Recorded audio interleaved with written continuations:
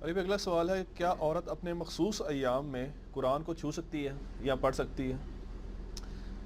یہ بدقسمتی کے ساتھ یہ ایشو اس دور میں یعنی جو اٹھایا ہے نا، وہ اہل حدیث مکتب فکر کی طرف سے اس کو زیادہ مسئلہ بنایا گیا اس دور میں. وہ بھی پہلے کے اہل حدیثوں کی میں بات نہیں کرتا، اور نہ ہی میں آج کے بھی سارے اہل حدیثوں کی بات کرتا ہوں. شیخ زبیل زئی رحمہ اللہ تعالی المتوفہ 1435 ہجری بمطابق 10 نومبر 2013 انہوں نے علمی و تحقیقی جو ان کے فتاوی ہے نا، فتاوی علمیہ، اس کی پہلی جلد کے اندر اس مسئلے کو ایڈریس کیا، لیکن ڈیٹیل سے نہیں کیا، بس تھوڑا بہت کیا ہے. وہ اتنا ہی کافی ہے کہ اہل حدیث کو یہ پتہ چل جائے کہ ان کے اندر بھی ایک بندہ ہے جو یہ چیز مانتا ہے کہ حیض والی عورت نہ قرآن پڑھ سکتی ہے نہ چھو سکتی ہے. یہ زیادہ مسئلہ اٹھایا ہے ڈاکٹر فرحت ہاشمی نے. اللہ تعالیٰ ان کے نیک کاموں کا ان کو اجر دے، اور بڑا کام کیا انہوں نے. میں یعنی پرسنلی ان کو ون وومن آرمی سمجھتا ہوں. اکیلی عورت نے اتنا کام کیا ہے کہ وہ ہزاروں مرد نہیں کر سکتے قرآن کی خدمت کے حوالے سے. لیکن بہرحال جہاں پہ غلطی ہے وہ ہماری مجبوری ہے، اور انہی چند ایک باتوں کی وجہ سے پھر دیوبند کے کچھ علماء نے بھی ان کے خلاف کتابیں بھی لکھی، گرفت بھی کی کہ یہ عورتوں کو جو ہے وہ اس طرف لگا رہی ہیں، یہ کر رہی ہیں، وہ کر رہی ہیں. تو اب اس میں صرف دیوبندی اہل حدیث اختلاف نہیں دیکھنا چاہیے، یہ دیکھنا چاہیے واقعی کوئی جینون بات کر رہا ہے. یہاں پہ بھی یعنی اہل حدیث بھی وہ دیکھتے ہیں کہ چونکہ فلاں دیوبندی ہے اس لیے انہوں نے ہمارے خلاف کلپ چڑھا دی ہے. ایسا نہیں ہونا چاہیے. جب آپ کو اپنے بندوں کی بات بتا دیتے ہیں تو آپ کہتے ہیں نہیں یہ ہے تو ہمارے، لیکن اس معاملے میں یہ تفرد ہے. اور کیا کریے یار، پھر یہی کر سکتے ہیں نا کہ تھوڑے اپنے مولوی تو گل دس دئیے اور دلائل بھی بتا دیں. تو یہ ڈاکٹر فرحت ہاشمی کا موقف غلط ہے، یا جن اہل حدیث علماء کا بھی ہے غلط ہے. حائضہ عورت نہ قرآن کو ہاتھ لگا سکتی ہے اور نہ چھو سکتی ہے جو اپنے وہ مخصوص ایام گزار رہی ہے. میں ظاہر ہے کہ اب وہ بٹوین دا ورڈز ہی گفتگو کر رہا ہوں گا، کیونکہ ہماری ویڈیوز جو ہیں وہ غیر شادی شدہ لوگوں نے بھی دیکھنی ہوتی ہیں، ہر طرح کے لوگوں نے. تو میں یعنی کوشش کرتا ہوں ذرا کنٹرول الفاظ کے ساتھ. ایک ہی میرا لیکچر ہے جو یعنی سیکس سے ریلیٹڈ ہے، مسئلہ 155، اس کے بھی 2 کلپ ہی ہیں. اس کے سٹارٹ میں بھی میں نے کہا تھا کہ یہ جو لیکچر ہے یہ عورتیں صرف عورتوں میں بیٹھ کے دیکھیں گی، مرد صرف مردوں میں. مرد و عورت کا جہاں پہ اختلاط ہو میرا وہ والا لیکچر نہ دیکھا جائے. اس کے علاوہ کوئی ایسا لیکچر نہیں ہے جو ایسا ہو کہ وہ مرد و عورت اکٹھے بیٹھیں اور وہ دیکھ نہ سکتے ہوں. اس کا میں ڈیکورم کا بھی خیال رکھتا ہوں، کنٹرول الفاظ کے ساتھ گفتگو کروں گا. تو عورتوں کے جو مخصوص ایام ہیں ان کے اندر نہ وہ قرآن پڑھ سکتی ہیں، نہ قرآن چھو سکتی ہیں، نہ نماز پڑھ سکتی ہیں، نہ روزہ رکھ سکتی ہیں. ایون روزہ افطار ہونے میں 1 منٹ بھی رہ جائے اور اس دوران بھی ان کے ساتھ وہ ان کا وقت شروع ہو جائے تو وہ روزہ ان کا اسی وقت ٹوٹ جائے گا، اس روزے کی قضا کرنی ہوگی. البتہ صحیح مسلم میں حدیث ہے، اما عائشہ رضی اللہ تعالیٰ عنہ وسلام اللہ علیہا کہتی ہیں کہ نبی صلی اللہ علیہ وآلہ وسلم ہمیں حالت حیض میں مخصوص ایام کے اندر چھوڑے ہوئے روزوں کی قضا کا حکم تو دیتے تھے، نمازوں کی قضا کا حکم نہیں دیتے تھے. یعنی وہ جو 7 دن ایوریج 7 ہوتے ہیں، بعض کے 10 بھی ہوتے ہیں، بعض کے 3 بھی ہوتے ہیں، وہ ہر ایک نے دیکھنا ہے. اس میں کوئی مخصوص صحیح روایتوں کے اندر کوئی ایسی چیز نہیں آئی کہ کوئی پیٹ ڈیز بتا دیے جائیں. وہ ہر عورت کی اپنی ایک عادت ہوتی ہے، اس عادت سے وہ خود کیلکولیٹ کر سکتی ہے. تو ان دنوں میں چھوڑی گئی نمازیں ان کی قضا کوئی نہیں ہے، اور جو روزے ہیں ان کی آپ نے قضا بعد میں دینی ہوگی. ٹھیک ہو گیا. باقی قرآن بھی نہیں چھو، جب نماز ہی نہیں پڑھ سک رہے تو قرآن کیسے چھونا ہے، اور قرآن کو کیسے پڑھنے والا معاملہ ہے، ورنہ تو احادیث میں آ جاتا ہے. البتہ ایک چیز ہے کہ جنبی شخص، یعنی یہ مخصوص ایام میں ایک جنب کی ہی ایک دوسری فارم بن جاتی ہے نا. جنبی شخص ہو یا حائضہ عورت ہو، وہ اللہ کا ذکر کر سکتے ہیں. صحیح مسلم میں طہارت والے چیپٹر میں موجود ہے. اما عائشہ رضی اللہ تعالیٰ عنہ سے جب پوچھا گیا تو انہوں نے کہا کہ نبی علیہ السلام ہر حال میں اللہ کو یاد کرتے تھے، چاہے وہ جنبی بھی ہوں. آپ کئی ایک اذکار جتنے بھی ہیں وہ آپ دعائیں وہ کر سکتے ہیں. قرآنی دعائیں بھی بغیر قرآن کی نیت کے صرف دعا کی نیت سے کر سکتے ہیں. البتہ قرآن نہیں پڑھ سکتے. وہ ابو داؤد میں حدیث ہے، مولا علی رضی اللہ تعالیٰ عنہ علیہ السلام کہتے ہیں کہ نبی صلی اللہ علیہ وآلہ وسلم کو حالت جنابت کے علاوہ اور کوئی حالت قرآن پڑھنے سے مانے نہیں ہوتی تھی. آپ قرآن ہر حال میں پڑھتے تھے، چاہے وضو ہو نہ ہو، जुनबी होते थे तो कुरान नहीं पढ़ते थे।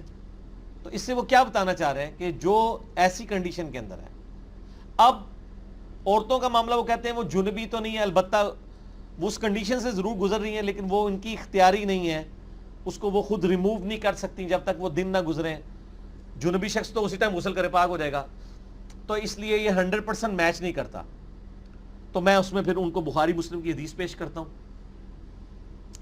बल्कि मैं यहाँ पे चाहूँगा कि ये जो मिशकातुल मसाबी में बार बार कहता हूँ इंसाइक्लोपीडिया ऑफ हदीस है, यानी ये अहले सुन्नत की मेन स्ट्रीम की सारी किताबें, बुखारी, मुस्लिम, अबू दाऊद, तिरमिज़ी, निसाई, इब्न माजा, अल-मुवत्ता इमाम मालिक, उसके यानी नोट्स हैं 6294 अहादीस हैं, 6294। रेपिटिशन नहीं है, लिहाजा ये बुखारी मुस्लिम से भी ज़्यादा हदीसें हैं इसमें, क्योंकि रेपिटिशन नहीं है। 3 फाइलें हैं, 18 MB की PDF डाउनलोड कर लें ahlesunnatpak.com से, और वो मुफ्त डाउनलोड कर सकते हैं। आपको मार्केट से मकतबा इस्लामिया से मिल जाएगी। बड़ी कोशिश है, शेख ज़ुबैर साहब की तहकीम के साथ है। और ये वो किताब है जिसके ऊपर मैंने पूरा लेक्चर दिया है। मैंने बुखारी मुस्लिम पे नहीं दिया, क्योंकि ये बुखारी मुस्लिम की भी कमी पूरी कर देंगी, और मैनेजेबल फॉर्म में, नोट्स की फॉर्म में। मसला नंबर 111B है मिशकातुल मसाबी का मुकम्मल तारुफ, वो देख लें। इसमें आप शुरू में ही ना, आपको तहारत के चैप्टर में चले जाए ना, तो आपको एक चैप्टर मिल जाएगा। देखें ना, तहारत के चैप्टर में कितने सब चैप्टर्स हैं। वुजू, वजूबे वजू के असबाब, के वजू किन चीज़ों से टूटता है। दूसरा कज़ाए हाजत के आदाब। तीसरा मिसवाक का बयान। चौथा वजू के तरीकों का बयान। फिर गुस्ल का बयान। जुनबी शख्स से मेल जोल रखने का बयान। पानी के अहकाम। निजासत दूर करने का बयान। मौज़ू पर मसा। तयम्मुम का बयान। गुस्ल मसनून का बयान। हैज़ का बयान। मुस्तहाज़ा का बयान। ये सारे तहारत में आए हैं। और नमाज के तो देखें कितने 20-25 कुछ 30-40 के करीब चैप्टर्स हैं। बुखारी मुस्लिम में तो ढूंढना मुश्किल होता है। इसमें अब आप ये हैज़ के ही बयान निकाल लें। 194 इस पेज के ऊपर ये चैप्टर खुल रहा है। इससे पहले भी जो चैप्टर्स हैं उनके अंदर भी कुछ थोड़ा बहुत जिक्र मौजूद है। आप ये देख लें, इसमें आपको क्लियर हो जाएगा। बुखारी मुस्लिम दोनों में हदीस है। अम्मा आयशा कहती हैं कि मैं और नबी इस्लाम एक ही बर्तन से गुस्ल किया करते थे, जबकि हम दोनों जुनबी होते थे, और आप मुझे हुक्म देते थे, मैं आज़ार पहन लेती थी, फिर आप मेरे साथ लेट जाया करते थे, जबकि मैं हैज़ से होती थी। आप इत्काफ की हालत में अपना सर मुबारक मेरी तरफ कर देते तो मैं इसे धो डालती, हालांकि मैं हैज़ से होती थी। वो कहती है मेरे मखसूस अयाम होते थे, नबी इस्लाम अपना सर मुबारक मस्जिद नबी की खिड़की से, चूंकि हुजरा एडजेसेंट था, तो अपने घर में कर देते थे, तो मैं हैज़ की हालत में भी हुजूर को धो रही होती थी। इससे वो ये बताना चाह रही हैं कि अगरचे मुझे मस्जिद में तो मैं नहीं जा सकती थी उस हालत की वजह से, लेकिन मेरी ये निजासत जो है ये हुक्मी है, हकीकी नहीं है। जुनबी होना भी जो है वो हुक्मी निजासत है, हकीकतन तो नहीं है निजासत। हकीकी निजासत तो उतनी है जितने हिस्से पे आपकी गंदगी आप रिमूव कर लें, लेकिन आपको पूरा नहाना पड़ता है, क्योंकि अल्लाह का हुक्म है। ठीक हो क्या? हुक्मी निजासत तो नमाज के एतबार से वजू का ना होना भी है, लेकिन आम हालत में वजू का ना होना कोई निजासत तो नहीं है, नमाज के लिए वो बर्ल है। ठीक हो क्या? अच्छा, इसी तरीके से मुस्लिम शरीफ में हदीस है। अम्मा आयशा कहती है मैं हालत हैज़ में थी, कोई चीज़ पीती, फिर भी मैं नबी इस्लाम को देती तो आप उसी बर्तन में उसी जगह से मुंह लगाकर बकाया पी लेते जहां मैंने मुंह लगाया होता था, ताकि ये पता चल जाए कि ये फिजिकल निजासत नहीं है। वो अक्सर लोग कहते हैं जी कोई जुनबी शख्स तौलिया उठा के ले जाए तो तौलिया तो नहीं पलीद हो जाएगा। नहीं, ये फिजिकल निजासत तो है नहीं, इंटेलेक्चुअल निजासत है, हुक्मी है, हकीकी नहीं है। ये टर्म फिका की है, हुक्मी और हकीकी। हकीकी तो है पखाना या मनी लग जाए या पेशाब लग जाए, वो हकीकी निजासत है, बाकी तो हुक्मी है। अच्छा, ये मुस्लिम की हदीस इसमें आई। फिर उसके बाद लेके आई है हदीस है बुखारी और मुस्लिम की, वो भी अम्मा आयशा से है। नबी इस्लाम मेरी गोद में टेक लगाते और कुरान की तिलावत फरमाते, हालांकि मैं उस वक्त मखसूस अय्याम में होती थी। इस हदीस में वो मसला हल है। ये बुखारी मुस्लिम दोनों में है। मिशकात में इसका नंबर है 548 कि हुजूर मेरी गोद में मुझे टेक लगा के कुरान पढ़ लेते थे, ये मैसेज देने के लिए कि मैं फिजिकल नापाक नहीं हूं। यहां ही होना चाहिए था कि हुजूर खुद भी पढ़ते थे और मुझे भी साथ पढ़ा लेते थे। तो इंप्लाइड है वो, देखें इतनी बारीकियां वो रवायत कर रही हैं, कहीं ये नहीं कह रही कि मैं खुद पढ़ लेती थी। ये अंडरस्टूड था। और मैं कहता हूं ये इजमा है कि हाइजा औरत कुरान नहीं पढ़ सकती, जिस तरह नमाज नहीं पढ़ सकती, रोजा नहीं रख सकती। छूना तो बड़ी दूर की बात है, छूना तो उससे बड़ी चीज हो जाएगी, वरना ये सारी चीजें होती ना, फिर इस तरीके से वो रवायत करती। फिर मुस्लिम शरीफ की हदीस है, अम्मा आयशा कहती है नबी इस्लाम ने मुझसे फरमाया مجھے مسجد سے چٹائی پکڑا دو، یہ نزول مسجد میں تھے، وہ گھر تھی، میں نے عرض کیا میں حیض سے ہوں، آپ نے فرمایا حیض تیرے ہاتھوں میں تو نہیں ہے، یعنی یہ فزیکل نجاست نہیں ہے. اسی کو سپورٹنگ وہ بخاری مسلم کی حدیث ہے. حضرت ابو ہریرہ کہتے ہیں ایک دن میں گھر سے باہر نکلا، نبی علیہ السلام بھی تھے، میں ان کے ساتھ چہل قدمی شروع کر دی، آپ مجھ سے گفتگو کرنی شروع کر دی، اور کہتے ہیں میں جنبی تھا. کہتے ہیں باتیں کرتے کرتے میں چپ کر کے پیچھے کھسکا چلا گیا، نبی علیہ السلام کو بتائے بغیر غسل کیا، جلدی سے واپس آیا. نبی علیہ السلام نے فرمایا ابو ہریرہ کدھر تھا؟ یا رسول اللہ میں ناپاک تھا، پاک ہونے گیا تھا. آپ فرمایا مومن تو کبھی ناپاک نہیں ہوتا. اب وہ صحابی کہہ سکتے تھے یا رسول اللہ میں جنبی ہوں، اور آپ کہہ رہے ہیں جنبی ناپاک نہیں ہوتا. ان کو پتا تھا یہ فزیکل نجاست نہیں ہے، حکمی ہے. کوئی جنبی شخص نماز کے اعتبار سے ناپاک ہے، ویسے تو وہ پاک ہی ہے. اسی لیے تو غسل جنابت بخاری مسلم میں ہے، نبی علیہ السلام نے ڈیلے بھی کیا ہے. اگر وہ اتنی ناپاکی فوراً دور کرنا ضروری ہوتا. میرا یوٹیوب پہ کلپ ہے، کیا غسل جنابت کو ڈیلے کر سکتے ہیں، لیٹ کر سکتے ہیں. اما عائشہ کہتی ہیں کہ نبی علیہ السلام بعض اوقات رات کے آخری پہر بھی غسل کر لیا کرتے تھے. ٹھیک ہو گیا. ایک ہی غسل میں تمام بیویوں کے پاس بھی چلے جایا کرتے تھے. ٹھیک ہو گیا. اس میں یہ ہے کہ آپ سونے سے پہلے وضو کر لیں، ہاتھ وغیرہ ہاتھ منہ دھو لیں، وہ چلے ایک پروٹوکول کے طور پہ، وہ بھی کوئی اتنا کمپلسری نہیں ہے. تو وہ یعنی یہ فزیکل نجاست نہیں ہے، لیکن حکمی نجاست ہے. نہ عورت قرآن پڑھ سکے گی. المصنف ابن ابی شیبہ میں آپ کو آثار بھی صحابہ اور تابعین کے مل جائیں گے اس حوالے سے. وہ ضرورت ہی نہیں ہے، احادیث بالکل واضح ہے اپنے مزاج کے اندر. اما عائشہ ورنہ یہ روایت کر دیتی تو قرآن کو وہ چھوئے گی بھی نہیں. اب وہ کہتے ہیں جی وہ ٹیچر ہوتی ہیں تو وہ قرآن انہوں نے پڑھانا ہوتا ہے. تو یار یہ قرآن جو پڑھائے جا رہے ہوتے ہیں مدرسوں میں، اگر مدرسوں والوں نے بھی دین کو فالو نہیں کرنا، لڑکیوں کے مدرسوں والوں نے، تو ساری ٹیچروں کو ایک وقت تو نہیں مخصوص ایام شروع ہوں گے، تو وہ بیمار بھی تو ہو جاتی ہے نا. 7 دن کے لیے وہ کم و بیش وہ دوسری ٹیچر اس کی جگہ آ جائے. اچھا پھر وہ کہتے ہیں جی وہ حافظ قرآن ہوگی تو وہ حفظ بھول جائے گی. اور یار عورتیں تو پوری پوری زندگی حفظ کرنے کے بعد قرآن منہ کھول کے نہیں دیکھتی ہیں. تو انہوں نے 7 دیہڑے جی پڑھانا ہے. ان 7 دنوں سے آپ حافظ قرآن جو تراویح پڑھانے ان سے پوچھیں، کئی بار ان کے اندر وقت آتا ہے مہینہ مہینہ نہیں کھول کے دیکھ سکتے مصروفی کی وجہ سے، لیکن وہ بھول تو نہیں جاتا. 7 دن میں آپ نے کیا نکالنا ہے اس میں سے. ٹھیک ہوگا جی. لہذا قطن یہ والا معاملہ نہ کریں. اور اس کی وجہ سے دیکھیں بڑا ایک فتنہ بھی کھڑا ہو رہا ہے، اور یعنی اہل حدیث جو ہے وہ اس کو پھر دوسرا رنگ بھی دے رہے ہیں. شریعت کو آپ چینج کرنے کی کوشش نہ کریں. میرا تو دعویٰ ہے جی اس کے اوپر اجماع ہے، اس کے خلاف کوئی بات نہیں ملتی. پرانے اہل حدیث علماء میں بھی کہیں نہیں ملتی. ایون آج کا میں نے شیخ زبیر صاحب کا بتایا کہ انہوں نے بھی فتویٰ لکھ دیا. ایون غلام مصطفیٰ ظہیر صاحب کا بھی موقف یہی ہے کہ حائضہ عورت جو ہے وہ قرآن کو ہاتھ نہیں لگائے گی نہ قرآن پڑھے گی. تو ذکر اذکار کریں نا یار. وہ اس سے بڑا کام نہیں کر پا رہی، نماز نہیں پڑھ. تو اب آپ کو یہ بھی کوئی مسئلہ تلاش کریں کسی کے نماز اس کی شروع کروا دیں. 7 دن تک نماز نہ پڑھنی پڑے تو کتنی روٹین ڈسٹرب ہوتی ہے، آپ ذرا عورتوں سے پوچھیں.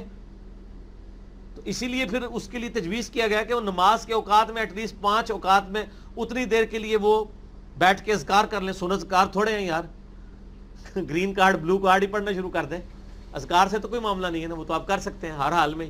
مسلم شریف میں حدیث موجود ہے. صرف قرآن کا مسئلہ ہے نا. تو احادیث کا مزاج بالکل کلیئر کٹ بتاتا ہے کہ یہ معاملہ اس طرح ہے. اس میں کوئی اگر کوئی ہے کمزوری تو آپ کاؤنٹر کوشچن کر لیں مجھ سے. نہیں وہ ان کا یہی اعتراض ہوتا ہے جس طرح آپ نے حدیث بیان کیا نا کہ نبی علیہ السلام نے چٹائی کے حوالے سے کہا کہ ہم عائشہ سے چٹائی تو پکڑا. میں نے جواب دے دیا نا سر. کوئی آپ کے پاس آرگومنٹ ہے تو پیش کریں، کوئی حدیث ہے تو، جذبات نہیں. نہیں وہ یہ کہتے ہیں کہ بھئی اگر چھو سکتے ہیں تو وہ قرآن کو کیوں نہیں چھو سکتے پھر. وہ یار میں نے ساری بات کر دی ہے. پھر تو وہ یہ کہتے ہیں ٹھیک ہے. میں یہ کہہ رہا ہوں گلاس، آپ کہتے ہیں نہیں وہ یہ کہتے ہیں یہ دیکھنے میں موٹر سائیکل نظر آ رہا ہے. تو اس کا جواب تو نہیں میں دوں گا نا میرے بھائی. اگلا سوال کریں. وہ کیا کہتے ہیں ہم نے اتنا کچھ کہہ دیا ہے اور حدیثوں کے نمبروں کے ساتھ کیا انہوں نے خالی کھلی کہہ دیا تھا اسے پڑھ لیں. ٹھیک ہو. میں نے سارے دلائل دے دیے اس کے اوپر میرے بھائی. مجبوری میں ویسے حل لگا سکتے ہیں، مثلا بچے بے حرمتی کر رہے ہوں اگر اس طرح سے کوئی تو وہ ہاں اس کے بارے میں بھی اجماع ہے کہ وہ ہاتھ میں کوئی کپڑا رکھ کے اس سے قرآن کو چھو لے. پڑھ تو اس نے سکنا ہی نہیں ہے، چھو کے لینا کیا ہے اس نے بیچ میں سے. چھوا اسی لیے جاتا نا کہ پڑھا جائے. اچھا یہ بھی ایک نیا ورژن لوگوں نے نکالا ہوا ہے کہ جی چھونا جائز ہے پڑھنا جائز نہیں. تو چھو کے لینا کیا ہے پھر جب پڑھنا ہی نہیں.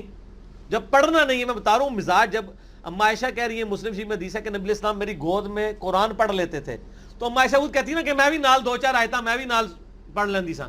وہ یہی بتانا چاہ رہی ہیں کہ ہم تو چونکہ نہیں پڑھ سکتی تھی لیکن ہماری وہ نجاست حکمی ہے، فزیکل نہیں ہے کہ وہاں کوئی اور سر رکھ کے خامد پڑھ سکتا ہے. وہ یہی تو میسج دے رہی ہیں.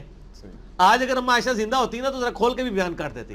وہ ڈھکے چھپے الفاظ میں میسج کنوے کر دیے. اور دوسرا اس وقت یہ مسئلہ بھی نہیں تھا.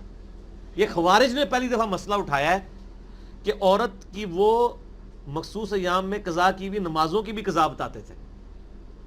صحیح مسلم میں موجود ہے, ایک بندہ آتا ہے وہ کہتا ہے ہم عائشہ سے کہ عورتیں جو ہیں وہ مخصوص ایام میں جو نمازیں چھوٹ کی ہیں پڑھیں گی. انہوں نے کہا کہ مجھے لگتا ہے تو حروریہ میں سے ہے. حروریہ وہ گاؤں تھا جہاں سے خوارج نکلے تھے, اور خوارج کہتے تھے کہ جس طرح روزوں کی قضا ہے نا نمازوں کی بھی قضا ہے. تو پھر اما عائشہ نے خود کہا کہ نبی علیہ السلام کی ہم بیوی ہوں میں, نبی علیہ السلام ہمیں مخصوص ایام میں چھوڑے کے روزوں کی قضا کا حکم دیتے تھے, نمازوں کا نہیں دیتے تھے. اب پھر بھی خوارج اڑے ہوئے ہیں. تسی جڑے کہنا وہ کہتے ہیں وہ 40,000 تے نہیں ہون 12,000 تے نہیں ہون گے, خوارے تے 12,000 سن. تو وہ بھی کہندے ہوندے سن, وہ ایڈے ایڈے بزرگ تابعین تے ہے سن نا صحابہ دے زمانے, وہ بھی کہندے سن کہ جی عورتاں قضا کرن گیاں. تو انہوں نے اما عائشہ ہن خود کہہ رہے ہیں پھر بھی نہیں مننا تو میں کیا کراں. ہمارا تو کام صرف پہنچانا ہی ہے نا, منوانا تو نہیں ہے. علی بھائی اگلا سوال ہے کہ کیا مخصوص ایام میں خواتین جو ہے وہ معوذات, دعائیں یا آیت الکرسی پڑھ سکتی ہیں؟ دیکھیں میں نے پہلے بھی بتایا نا, صحیح مسلم کے اندر حدیث موجود ہے, اس کے اوپر باب بھی باندھا گیا ہے طہارت کے چیپٹر میں کہ اما عائشہ رضی اللہ تعالیٰ عنہ سے جب پوچھا گیا تو انہوں نے کہا نبی صلی اللہ علیہ وآلہ وسلم ہر حال میں اللہ کا ذکر کرتے تھے. اس پہ اجماع امت ہے کہ قرآن, نماز اور روزے کے علاوہ جتنے عام سنت اذکار ہیں نا, اس کے سوا جو سنت اذکار وہ آپ کر سکتے ہیں. ایون جو قرآن کی دعائیں ہیں وہ بھی آپ کر سکتے ہیں. قرآن کی نیت سے نہیں کریں گے, دعا کی نیت سے. اور فقہ حنفی میں تو یہاں تک مسئلہ ہے اور میں اس کو انڈورس کرتا ہوں کہ ایون جو معوذات ہیں, قل اعوذ برب الفلق, قل اعوذ برب الناس, معوذتین, وہ کہتے ہیں کہ آپ ان کو دعاؤں کی نیت سے, قرآن کی نیت سے نہیں, دعا کی نیت سے کر سکتے ہیں. وہ کیسے؟ وہ کہتے ہیں کہ آپ قل کا لفظ ہٹا دیں, اس سے آپ دعا کریں اعوذ برب الفلق, میں پناہ میں آتا ہوں آسمان کے رب کی, ٹھیک ہے, من شر ما خلق, ہر اس چیز کی برائی سے جو اس نے پیدا کی. اس طریقے سے اعوذ برب الناس, مالک الناس کر سکتے ہیں. آیت الکرسی بھی جو ہے نا وہ بھی کہتے ہیں کہ آپ قرآن کی نیت سے نہیں, اللہ کی حمد کی نیت سے پڑھ سکتے ہیں. سورہ الحشر کی آخری 3 آیات اللہ کی صفات اور ناموں کی نیت سے پڑھیں, قرآن کی نیت سے نہیں. باقی اگر کوئی کہیں ہے تو وہ قرآن ہی ہے, تو میرے بھائی وہ تو باقی سنت اذکار بھی تو قرآن کے کہیں نہ کہیں سے ٹکڑے ہیں ہی ہے نا. سبحان اللہ بھی تو قرآن کا لفظ ہی ہے, الحمدللہ بھی تو قرآن کا لفظ ہے, لا الہ الا اللہ بھی قرآن کا لفظ ہے. پڑھنے والے کی نیت ربنا آتینا فی الدنیا حسنہ وفی الآخرۃ حسنہ وقنا عذاب النار, قرآن میں بھی ہے, حدیث میں بھی ہے.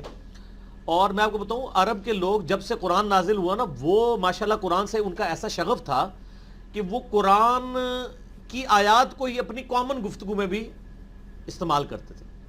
آپ جنگ یرموک کا جو کلپ انہوں نے فلمایا نا عمر سیریز کے اندر, تو سیدنا عمر کا انہوں نے دکھایا کہ وہ بازار میں چیک کر رہے ہیں کوئی ملاوٹ تو نہیں کر رہا. اسی دوران ابو عبیدہ بن جراح کا ایک قاصد آتا ہے اور دور سے کہتا ہے بشرا یا امیر المؤمنین, بشرا خوشخبری ہوا ہے امیر المؤمنین, نصر من اللہ وفتح عظیم, الیرموک الیرموک. اب قرآن کی آیت تو یہ نہیں ہے, قرآن کی تو آیت ہے نصر من اللہ وفتح قریب. انہوں نے کیا پڑھا نصر من اللہ وفتح عظیم, کیونکہ فتح ہو چکی تھی. قرآن کے آپ الفاظ کامن زبان میں بھی استعمال کر سکتے ہیں, اپنے محاورتاً, عربی ابھی بھی کرتے ہیں, تھوڑا سا اس کو چینج کر کے نا تو اس کو یوز کر لیتے ہیں. ظاہر عربی کی ڈکشنری بک بھی ہے نا, یہ ایک ڈکشنری تو خیر بعد میں بنی ہے, قرآن کو دیکھ کے ڈکشنری بنائی گئی ہے. قرآن تو ڈکشنری سے سپیریئر ہے. ڈکشنری تو دوسرے لوگوں کے لیے ہوتی ہے جو نہ جانتے ہوں وہ زبان, جو اہل زبان ہے ان کو تو ڈکشنری کی ضرورت نہیں ہوتی. تو اس طرح کے اذکار آپ کر سکتے ہیں, کوئی مسئلہ نہیں ہے اس کے. تو المعوذات کے اندر جو سورہ اخلاص ہے وہ بھی شامل کر سکتے ہیں؟ جی وہ تو ہے ہی اعلان توحید ہے. وہ تو ہماری ابو داؤد میں حدیث نہیں ہے کہ نبی علیہ السلام نے فرمایا جو شخص ان کلمات کے ساتھ اللہ کی طرف متوجہ ہوتا ہے تو یہ اسماء اعظم ہے. اللہم انی اسألک بانک انت اللہ لا الہ الا انت الاحد الصمد الذی لم یلد ولم یولد ولم یکن لہ کفوا احد. تو یہ تو حدیث کے اندر بھی الفاظ آگے نا.